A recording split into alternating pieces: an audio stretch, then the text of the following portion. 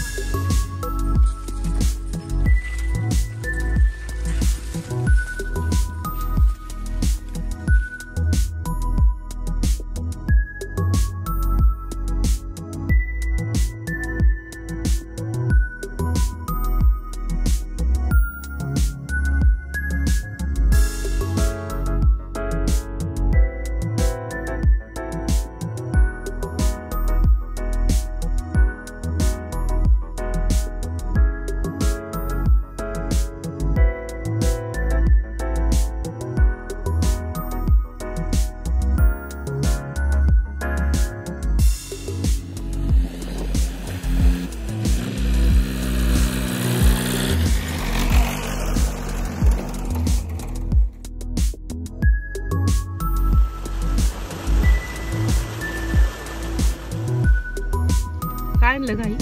कणीस, भेंडी, गवार आणि पावटा। ओके,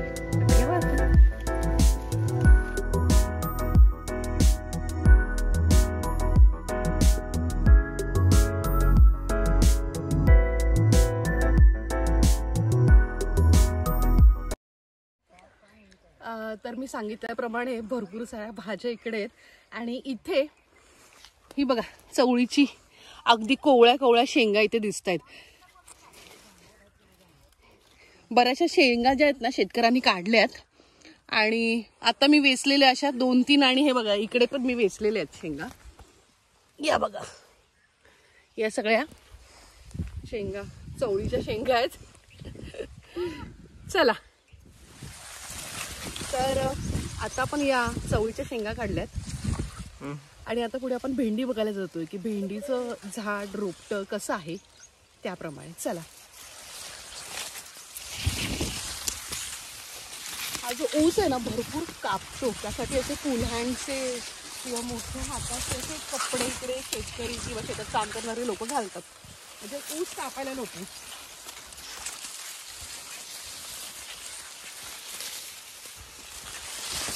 तर अशा प्रकारे इथे भरपूर सारी भेंडीची झाडं आहेत, रोपटी आहेत। यांची हाईट ही एवढीच असते आणि हे भेंडीचं फूल आहे सुंदर आणि याला अशी भेंडी येते आणि इथे पुढे सगळी भेंडीचे मध्यभाग आहे हा शेताचा आमच्या आणि इथे मध्यभागी भेंडी अशी लावलेली आहे। मी बोलल्याप्रमाणे फार डिफिकल्ट आहे इथून काम करणं किंवा हे करणं। शेत ऊस भरपूर कापतो, हे बघा ये दूर का, हे बघा ही भेंडी ही अशी तोडायची। ह्या कवळ्या कवळ्या भेंड्या पण मी तोडते कारण त्याची चव खूप चांगली आहे। या भेंडीला ना ऊस असतो असे ते दादा बोलले, म्हणजे काटे असतात, तर हे त्याच्यासाठी खुरपं नेहमी लागतं, हे असे तोडायची।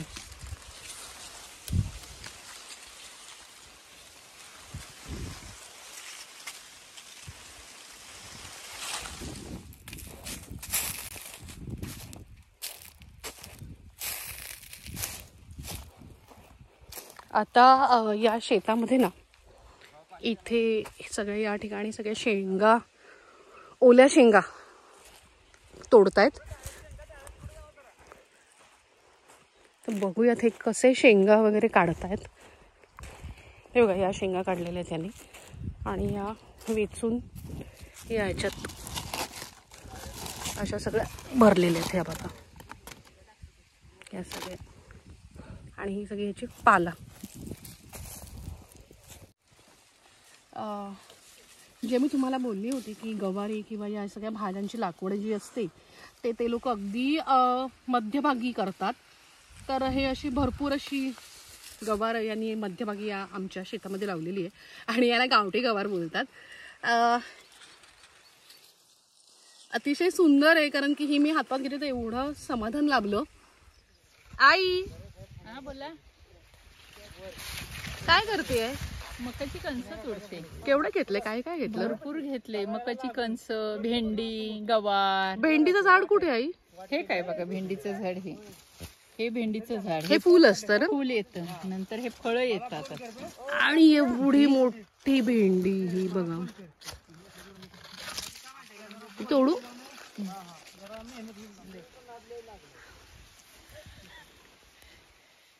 हे कणीस आहे ना? हा, हे मकाचं कणीस. कसं तोडतात गाई? हे काय थोडा वाकवा.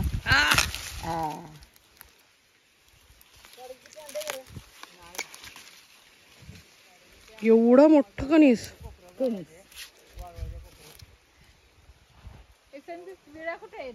तर आता मी पहिल्यांदा लाईफ मध्ये, याला खुरपं बोलतात, तिकडचं दादा बोलले मला, आणि याच्याने मी हे वैरण कापणार आहे. म्हणजे जे हा जो भाग आहे ना, हा असा सी, आणि असं एक असं बैलांना गाईंना हे सगळं देतात. आणि हे असं कापून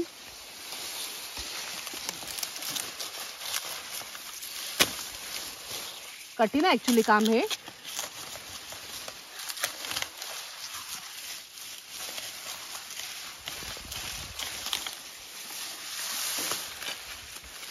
हे घेऊन हे सगळं बांधायचं आणि हे बैलांना किंवा गाईंना गावामध्ये नेतात.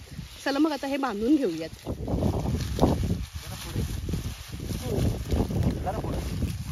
जड आहे रे, भरपूर जड आहे. जाऊ का? चेहरा दाखवायला पाहिजे मला वाटतं. बघू का? हा बघा, चेहरा दिसत नाही याच्यामध्ये. दिसतोय. ओके. तर असं सगळं घेऊन हे डेली घेऊन जातात इकडून.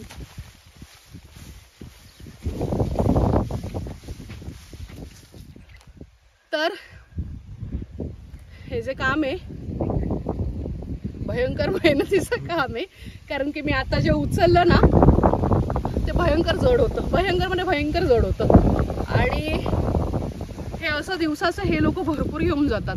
भरपूर म्हणजे भरपूर. इकडे दिसणारं कोणतंही काम एवढं सोपं नाही आहे. हे एवढं ऊस जे आहेत उगवलेले आहेत, तर सुरुवातीपासून शेवटपर्यंत एवढं काम फार मेहनतीचं आहे. पाणी पुरणार नाही.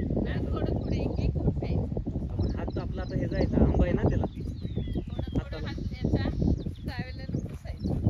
ठेव खाली, ठेव ते की. काय आणलंस? आता बस ना तेवढं. लय झालं बाबा. बघ. ही फांदी कोणी तोडली गवारीची? तू काय काय आणलंस? तुझी मालमत्ता दाखव. चिमणीचं घरटं आणलंय. आणि थांबा एक मिनिट. हे बघा, ही भेंडी आणि ही गवार ओदा याच्यामध्ये. वतू.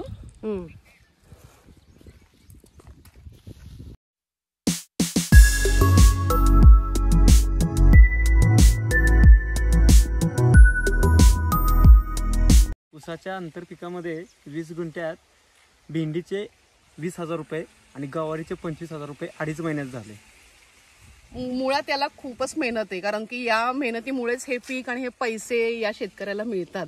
कुठच्याही भाजी मागे किंवा कुठच्याही गोष्टी मागे भरपूर मेहनत असते आणि ही मेहनत या माणसाने केलेली आहे, ज्या शेतात आता आपण उभे आहोत आणि ज्याच्यामुळे या सगळ्या गोष्टी पिकलेल्या आहेत. ऊस बोला, या सगळ्या भाज्या आहेत. तर याची सगळी मेहनत या माणसाला आहे, कारण यांनी खूप खूप कष्ट घेतलेले आहेत या गोष्टीसाठी. तर मग ऊसाला किती दिवस लागतात तरी दादा? तरी म्हणजे कसं काय काय असतं? 12 महिने लागतात ऊसाला जायला. 12 महिने. आणि हा किती वर्षाचा आहे ऊस? हा 3ऱ्या वर्षाचा आहे. किती गुंठ असेल रे ही? 20 गुंठ. 20 गुंठामध्ये मेहनत करणं आणि मुख्यतः त्याच्याकडे सगळं ट्रॅक्टर आहे, काय काय आहे, भरपूर काय काय आहे. ट्रॅक्टर आहे, मळणी यंत्र आहे, सगळंच आहे. सगळंच शेतकरी म्हटलं सगळंच आलं ट्रॅक्टर त्याच्याकडे. म्हणजे शेती अवजारे सगळीच. शेती अवजार, हा काही काही शब्द फार कठीण आहेत माझ्यासाठी. इक्विपमेंट म्हणजे अवजार म्हणजे जे लागतात गोष्टी त्या सगळ्या यांच्याकडे आहेत. आणि अजून काय काय पिकतं मी तर सांगितलेलं आहे की इकडे भेंडी, त्याच्यानंतर गवार आहे, आपण गवार बघितलेली आहे, भेंडी बघितली, चवळीची शेंग बघितलेली आहे, शेंग म्हणजे तीच ना छोटीवाली, आणि ऊस.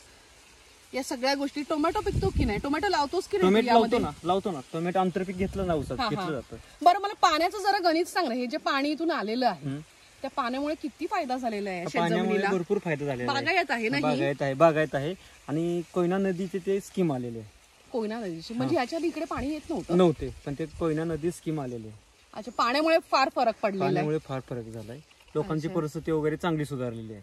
अच्छा, म्हणजे मेहनत केल्याशिवाय काय हे नाही, पर्याय नाही. पर्यायच नाही. म्हणजे पिकेल ते सोनं. पिकल ते सोनं. अच्छा, तर मग खरं श्रेय अशा व्यक्तींना जातं जे खरंच इकडे मेहनत करतात आणि मातीचं पहिल्यांदा सोनं करतात. शेतीसाठी पाणी येत नव्हतं, त्याच्यामुळे ते स्वतः कोरडभाऊ होतं. आणि आता पाणी आल्यामुळे लोकांचं ऊस वगैरे बागायत वगैरे झालं, त्याच्यामुळे लोकांची परिस्थिती चांगली सुधारली पैशाकडं. हो हो, पण मुख्य त्याला मेहनत आहे ना तुमचीच.